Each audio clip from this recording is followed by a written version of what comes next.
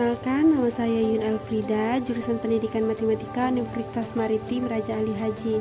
Jadi di sini saya akan membahas contoh-contoh soal tentang kekongruenan dua buah segitiga. Baiklah, kita masuk ke soal yang pertama, yaitu misalkan ABC adalah segitiga dengan sudut ABC sama dengan sudut ACB sama dengan 70 derajat. Misalkan D pada sisi BC sehingga AD adalah garis tinggi, titik E pada AB sehingga sudut ACE sama dengan 10 derajat, dan titik F adalah perpotongan AD dengan DE. Buktikan bahwa CF sama dengan BC. Penyelesaiannya. Jadi langkah pertama yang harus kita selesaikan yaitu menggambar segitiganya. Sini ada 4. Yang pertama menggambar segitiga, lalu yang kedua membuat garis tinggi AD, lalu yang ketiga membuat titik E pada AB, lalu yang keempat membuat titik F dari perpotongan AD dengan CE. Nah, dari gambar di samping bisa dilihat bahwa BFD itu kongruen dengan CFD. Jadi segitiga BFD itu kongruen dengan segitiga CFD. Maka BF sama dengan FC. Sudut FCB sama dengan 70 derajat dikurang 10 derajat sama dengan 60 derajat. Sudut FBC sama dengan 60 derajat. Sehingga segitiga BFC adalah segitiga sama sisi. Dan terbuktikan bahwa CF sama dengan BC. Lalu soal kedua, perhatikan gambar segitiga siku-siku di samping ini.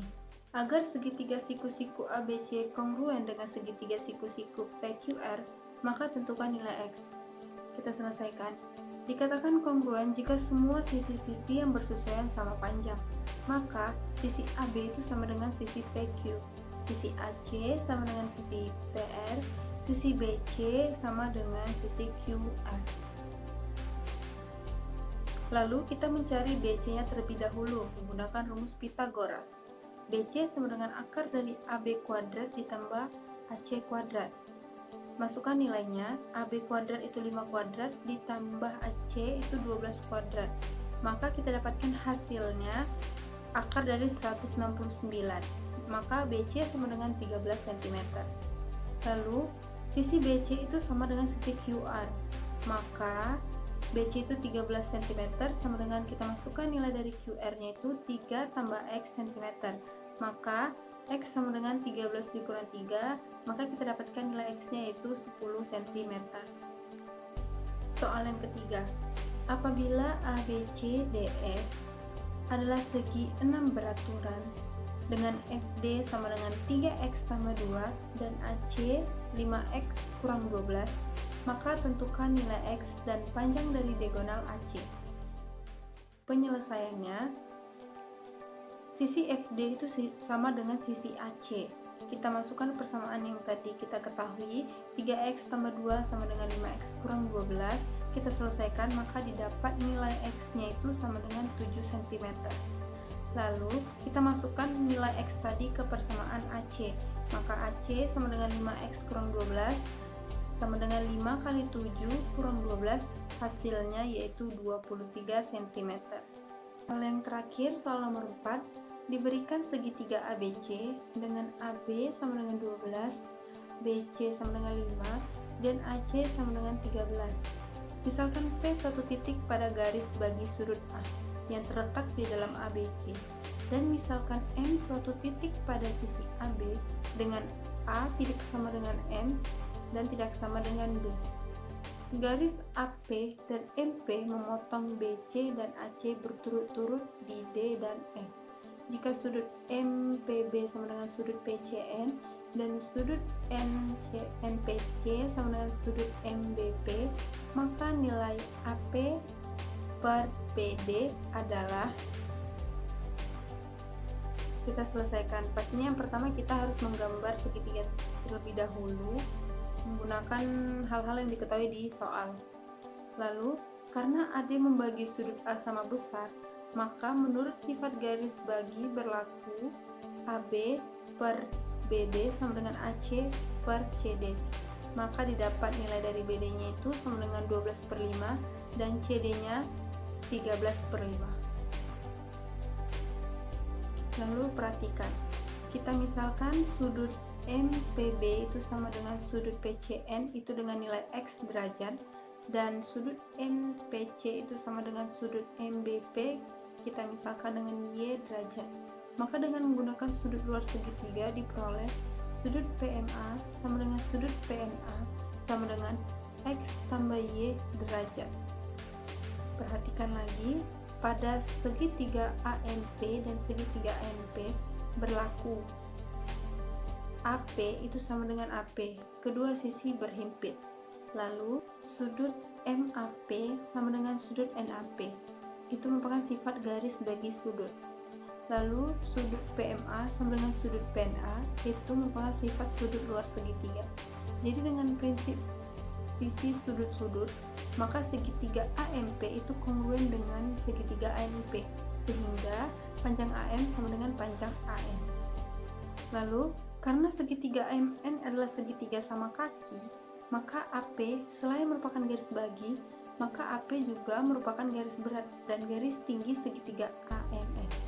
Oleh karena itu, AP tegak lurus dengan AM dan MP sama dengan PN. Perhatikan, sudut MBD sama dengan sudut MPD itu sama dengan 90 derajat. Sehingga kita misalkan MB sama dengan Y, lalu NC sama dengan Y tambah 1, dan MP sama dengan X. Maka MD kuadrat sama dengan MB kuadrat ditambah BD kuadrat. Maka nilai MD kuadrat sama dengan Y kuadrat ditambah 12/5 kuadrat. Lalu MD kuadrat sama dengan MP kuadrat tambah PD kuadrat sama dengan MD kuadrat sama dengan X kuadrat ditambah PD kuadrat. Dengan menggunakan kesamaan pada persamaan di atas, maka kita peroleh Y kuadrat ditambah 12/5 kuadrat sama dengan X kuadrat ditambah PD kuadrat, itu menjadi PD kuadrat sama dengan Y kuadrat ditambah 12/5 kuadrat dikurang X kuadrat. Lalu kita masukkan ke rumus kongruen. BM per MP itu sama dengan PN per NC. Kita masukkan ke rumus tersebut, maka Y per X sama dengan X per Y tambah 1. X kuadrat sama dengan Y kuadrat ditambah Y. Lalu kita substitusikan X kuadrat sama dengan Y kuadrat ditambah Y itu ke PD kuadrat sama dengan Y kuadrat ditambah 12/5 kuadrat dikurang X kuadrat, sehingga kita peroleh PD kuadrat sama dengan Y kuadrat ditambah 12/5 kuadrat dikurang Y kuadrat tambah Y, maka PD kuadrat sama dengan 12/5 kuadrat dikurang Y. Hasilnya PD kuadrat sama dengan 144/25 dikurang Y. Maka pada segitiga APM berlaku AP kuadrat sama dengan AM kuadrat dikurang MP kuadrat. Ini menggunakan rumus trigonometri ya untuk mencari nilai AP-nya. Menjadi AP kuadrat sama dengan 12 kurang Y kuadrat dikurang X kuadrat. Kita selesaikan. AP kuadrat sama dengan 144 dikurang 24Y tambah Y kuadrat dikurang Y kuadrat tambah Y. Maka 144 dikurang 25Y. Lalu AP kuadrat sama dengan 25 dikali 144/25 kurang Y. Maka AP kuadrat sama dengan 25 dikali PD kuadrat. AP kuadrat per PD kuadrat sama dengan 25.